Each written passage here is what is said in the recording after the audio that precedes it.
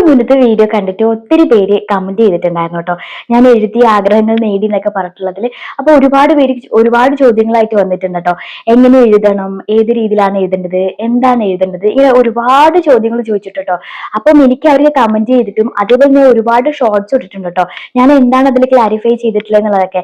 അപ്പം എനിക്ക് തോന്നി ഇത് just kind of law of attraction എന്നൊക്കെ പറയുന്നില്ലേ, ആ ഒരു സംഭവമായിട്ട് ബേസ് ചെയ്യുന്ന ഒരു കാര്യമാണ്. പൊതുവെ അതിൽ തന്നെ ഞാനത് പറഞ്ഞ സമയത്ത് അതിൽ തന്നെ ഒരുപാട് പേര് പറഞ്ഞിട്ടുണ്ടായിരുന്നു ലോ ഓഫ് അട്രാക്ഷൻ അങ്ങനെയാണെന്നുള്ളത്. അപ്പൊ ഞാൻ മനസ്സിലാക്കിയിട്ടുള്ള ലോ ഓഫ് അട്രാക്ഷൻ എന്റെ ലൈഫിൽ ഞാൻ കൊണ്ട് നടക്കുന്ന ഒരു ലോ ഓഫ് അട്രാക്ഷൻ എന്ന് പറയുന്നത് എന്താണ്, അതാട്ടോ ഞാനിപ്പോ ഇതിൽ പറയാൻ പോകുന്നത്. പൊതുവെ നമ്മൾ പറഞ്ഞു കേട്ടിട്ടില്ലേ, positive thoughts bring positive outcome while negative thoughts attract negative experience. പൊതുവെ നമ്മൾ പറഞ്ഞു കേട്ടിട്ടുണ്ടാവും. നമ്മുടെ ലൈഫിലേക്ക് നമുക്ക് എപ്പോഴും വേണ്ടത് പോസിറ്റീവ് ആയിട്ടുള്ള തോട്ട്സ് ആണ്, പോസിറ്റീവ് ആയിട്ടുള്ള കാര്യങ്ങളാണെന്നുള്ളത്. പക്ഷെ നമ്മുടെ ജീവിതത്തിൽ പലപ്പോഴും നമുക്ക് പല എക്സ്പീരിയൻസും പല സിറ്റുവേഷൻസ് വരുന്ന സമയത്ത് നമുക്ക് ഓട്ടോമാറ്റിക്കലി നമ്മളെല്ലാവരും മൈൻഡ് ഡൗൺ ആവും. പിന്നീട് നമ്മുടെ ജീവിതത്തിലേക്ക് എന്തെങ്കിലുമൊക്കെ പ്രശ്നങ്ങൾ വരുമ്പോൾ നമ്മൾ ഈ പാസ്റ്റ് എക്സ്പീരിയൻസിലെ നമ്മുടെ ഉള്ളിൽ കിടന്നിട്ടുള്ള ആ നെഗറ്റീവ് അത് നമ്മുടെ മനസ്സിലേക്ക് ഇങ്ങനെ കടന്നു വരും അല്ലെ. നമ്മുടെ ലൈഫിൽ നമ്മൾ എന്ത് കാര്യം ചെയ്യാൻ ഇറങ്ങുമ്പോഴും നമ്മുടെ ഉള്ളിൽ ഒരു നെഗറ്റീവ് തോട്ട് ഉണ്ടാവും. ഇപ്പൊ ഞാൻ പുതിയ ബിസിനസ് സ്റ്റാർട്ട് ചെയ്യാന്ന് വിചാരിക്കുന്നെങ്കിൽ ഇത് പൊട്ടുവോ, ഇത് നന്നായി ഞാൻ സൂപ്പർ ആവും നമ്മൾ ആരും ചിന്തിക്കില്ല.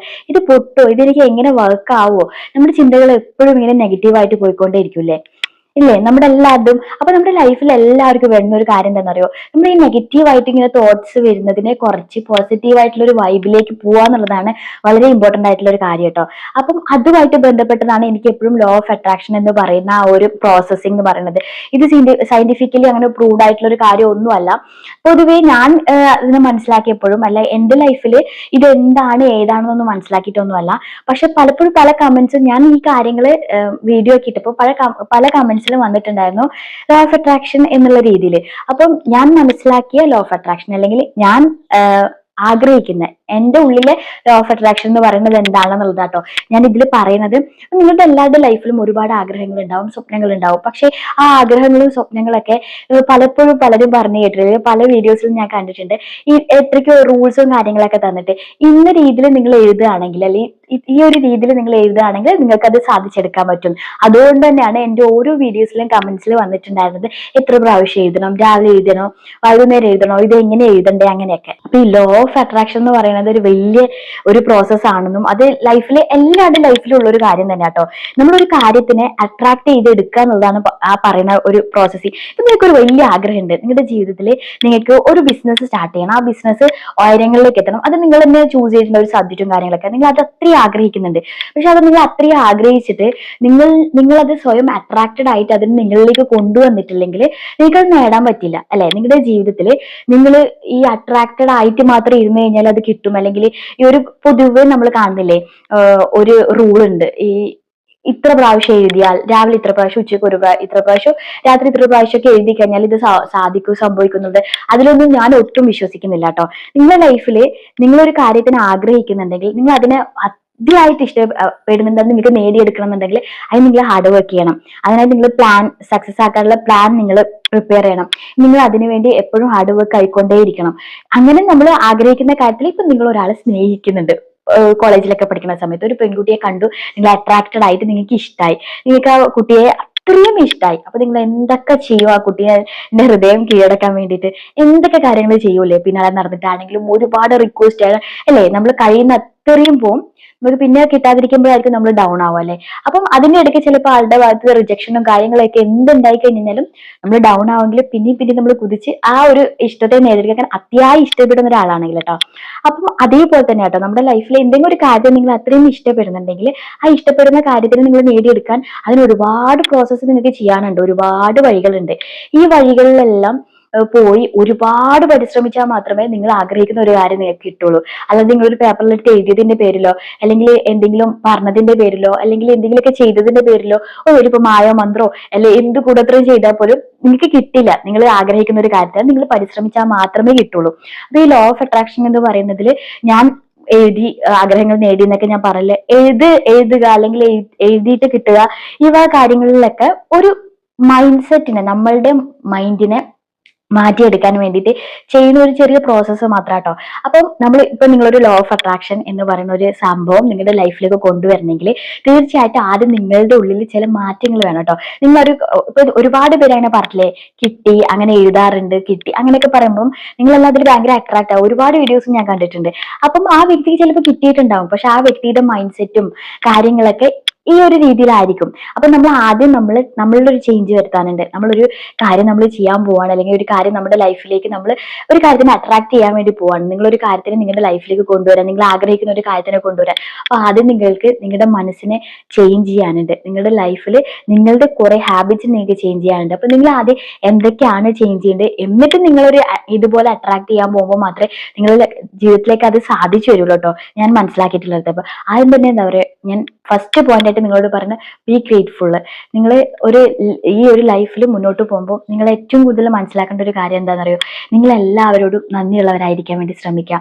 പലപ്പോഴും നമുക്ക് നമ്മുടേതായ ഒരു ആറ്റിറ്റ്യൂഡ് ഉണ്ടാവും, നമുക്ക് നമ്മുടേതായ ഒരു സ്റ്റൈൽ ഉണ്ടാവും, ഇത് എന്റെ ലൈഫാന്നുള്ളൊരു ബോധം ഉണ്ടാവും അല്ലെ. പലപ്പോഴും പലരും ജീവിതത്തിൽ നമ്മളെ പാർട്ട്ണർക്ക് ഒരു വിലയും കൊടുക്കില്ല. പലരും മറ്റുള്ളവരുടെ പാർട്ട്ണറെ കാണുമ്പോൾ പറയും, വാവ് എന്ത് നല്ല പാർട്ട്ണർ അല്ലേ. നമുക്ക് കണ്ടുണ്ടാവില്ല നമ്മുടെ പാർട്ട്ണർ എങ്ങനെ നമ്മളെ നോക്കുന്നുണ്ട്, നമ്മളെ ചെയ്യുന്നുണ്ട് എന്നുള്ളത്. അതേപോലെ തന്നെ പാരന്റ്സിനായിക്കോട്ടെ, കുഞ്ഞുങ്ങളായിക്കോട്ടെ, മറ്റുള്ള കുഞ്ഞുങ്ങൾ ചിലപ്പോൾ ഭയങ്കര ഇന്റലിജന്റ് അല്ലായിരിക്കും, പക്ഷെ നമ്മുടെ കുഞ്ഞുങ്ങൾ എന്ത് ഇങ്ങനെ ആയിപ്പോയി. ഒരിക്കലും നമുക്കുള്ള ഒന്നും നമുക്ക് ഒട്ടും താങ്ക്ഫുൾ ആയിരിക്കില്ല, നമുക്ക് അതിനൊന്നും നമുക്കൊന്നും അതൊന്നും തൃപ്തിയുള്ളതായിരിക്കില്ല. അപ്പം ആദ്യം വേണ്ടുന്നത് നമ്മൾ എല്ലാത്തിനും നമുക്ക് കിട്ടിയ ചെറിയ കാര്യങ്ങൾക്കാണെങ്കിൽ പോലും നമ്മൾ എപ്പോഴും ഗ്രേറ്റ്ഫുൾ ആയിരിക്കാൻ വേണ്ടി ശ്രമിക്കുക.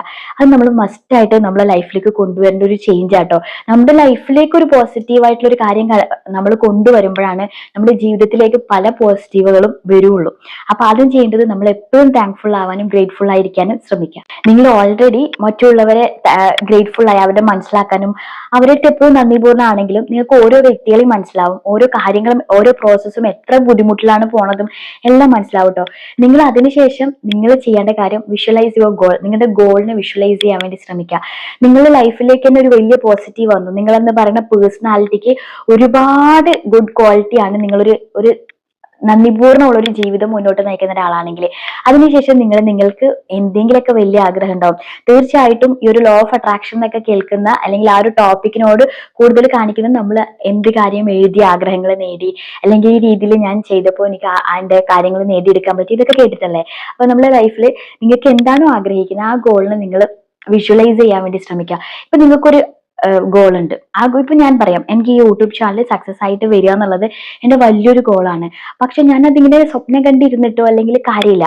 അപ്പം ഞാൻ എൻ്റെ ആ ലൈഫിൽ ആ ഒരു കാര്യത്തിന് അതിയായി സ്വപ്നം കാണുന്നുണ്ടെങ്കിലും അത് പ്രയത്നിക്കാനുള്ള ഒരു പ്ലാനും കൂടെ ഞാൻ എൻ്റെ ലൈഫിൽ എടുക്കണം.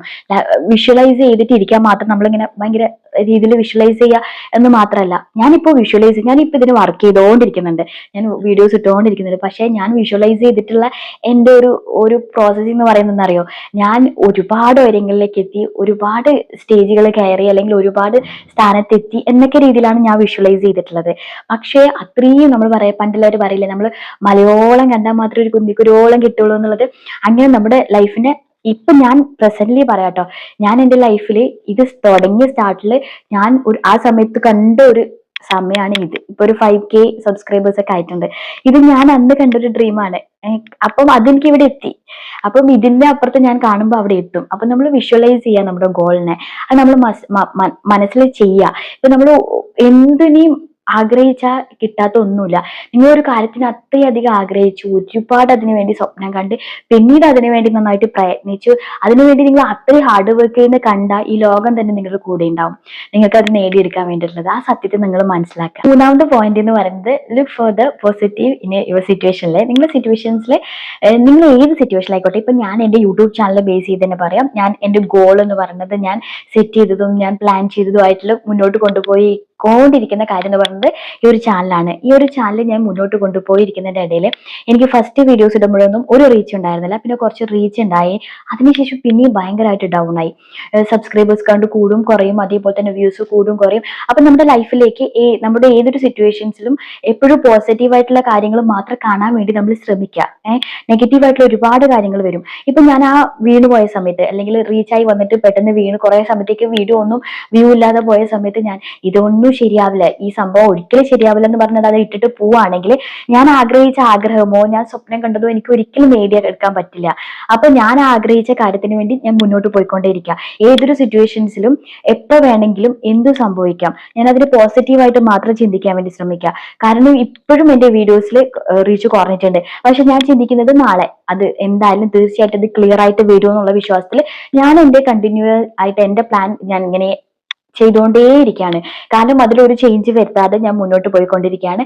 ആ ഒരു പോസിറ്റീവ് മൈൻഡ് സെറ്റ് നമ്മൾ ക്രിയേറ്റ് ചെയ്യേണ്ടതാണ് നമ്മുടെ ഉള്ളിൽ കേട്ടോ. നിങ്ങൾ എന്ത് ആയിക്കോട്ടെ, നിങ്ങളൊരു ജോബിനായിക്കോട്ടെ, നിങ്ങൾ എന്തായിക്കോട്ടെ, നിങ്ങളെ ലൈഫ് ആയിക്കോട്ടെ, എന്ത് വെച്ചിട്ട് ആയിക്കഴിഞ്ഞാലും ലൈഫിൽ എപ്പോഴും നല്ല രീതിയിൽ മാത്രം പോവാന്നുള്ളൊരു തിങ്കിങ് ഉണ്ടെങ്കിൽ അവിടെ മനസ്സ് പെട്ടെന്ന് ഇടിഞ്ഞു പോകും കേട്ടോ. അവർക്ക് ഒരിക്കലും എല്ലാ കാര്യങ്ങളെയും ആക്സെപ്റ്റ് ചെയ്യാൻ പറ്റാത്തൊരവസ്ഥയാണ്. അപ്പോൾ നിങ്ങൾ തിരിച്ചറിയേണ്ട ഒരു സത്യം എന്ന് പറയുന്നത്, നിങ്ങളുടെ ജീവിതത്തിലേക്ക് നിങ്ങൾ എന്ത് ആഗ്രഹിച്ച് മുന്നോട്ട് പോകുമ്പോഴാണെങ്കിലും ഒരുപാട് ഇടിവുണ്ടാവും. ഇപ്പൊ ഈ പറഞ്ഞ പോലെ മൾട്ടി മില്യണർ ആയിട്ടുള്ള ആൾക്കാരൊക്കെ അവരുടെയൊക്കെ ലൈഫിൽ ഇപ്പോഴും നടക്കുന്നുണ്ട്.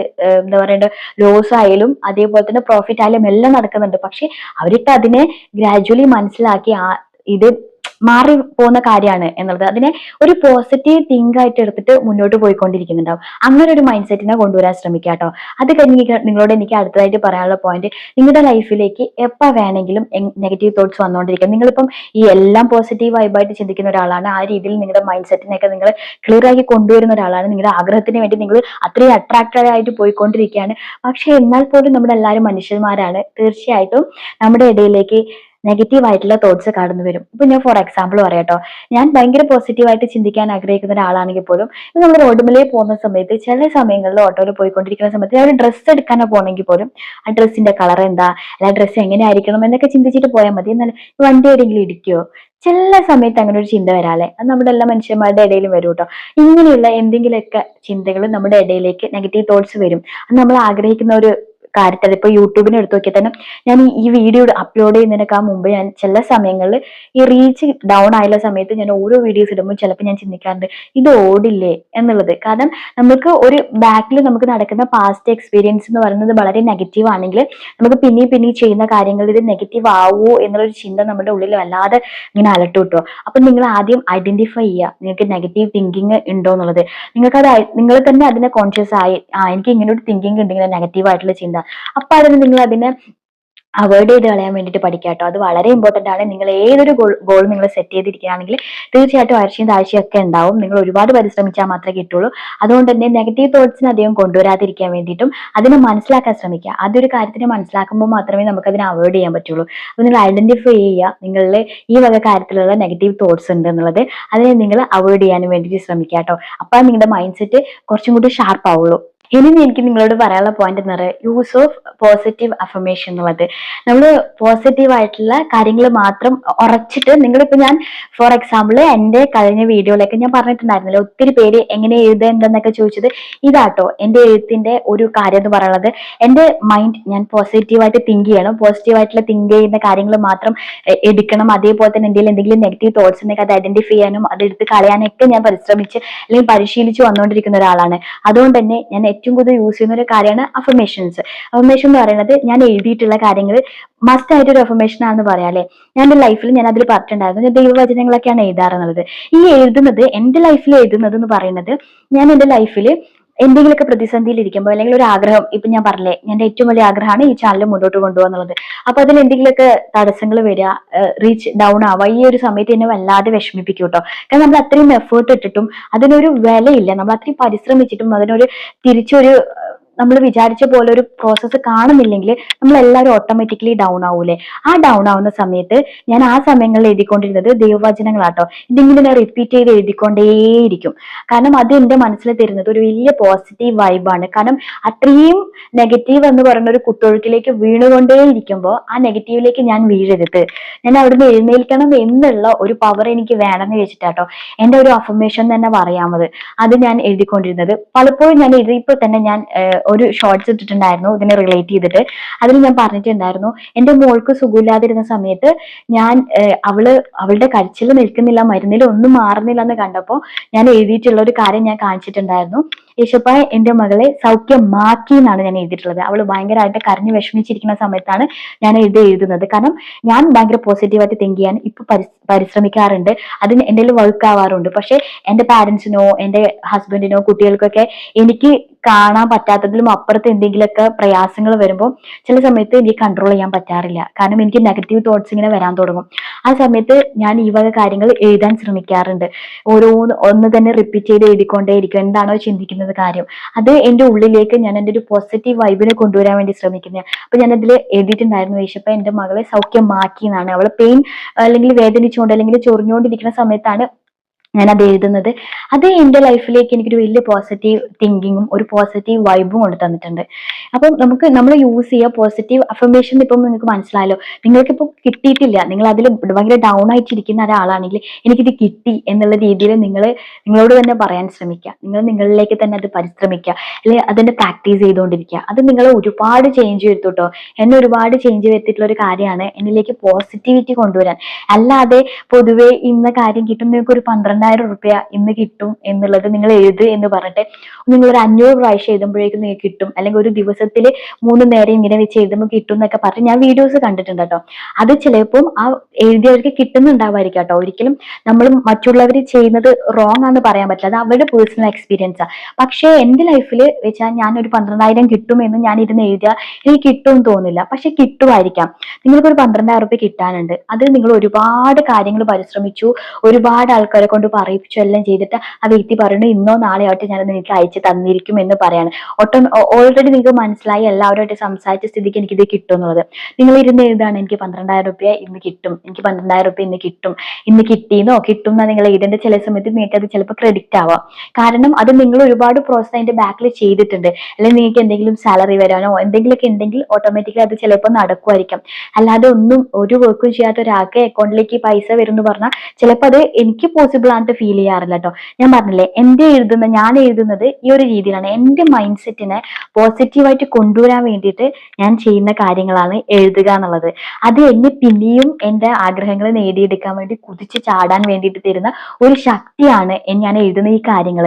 അത് പലപ്പോഴും അഫർമേഷൻ എന്ന രീതിയിൽ ഉറച്ചിട്ടുള്ള കാര്യങ്ങളായിരിക്കും. എനിക്കത് കിട്ടി അല്ലെങ്കിൽ ഞാനത് നേടിയെടുത്തു എന്നൊക്കെ ആയിരിക്കും. ചിലപ്പോൾ അത് കിട്ടാനായിരിക്കാം ഞാൻ ഈ പരിശ്രമിക്കുന്നത്, അതിലായിരിക്കും ഞാൻ ഡൗൺ ആയിരിക്കുന്നുണ്ടാവുക. പക്ഷെ അതെനിക്ക് കിട്ടി എന്ന് പറഞ്ഞിട്ടായിരിക്കും ചിലപ്പോൾ ഞാൻ അത് എഴുതുന്നുണ്ടാവുക.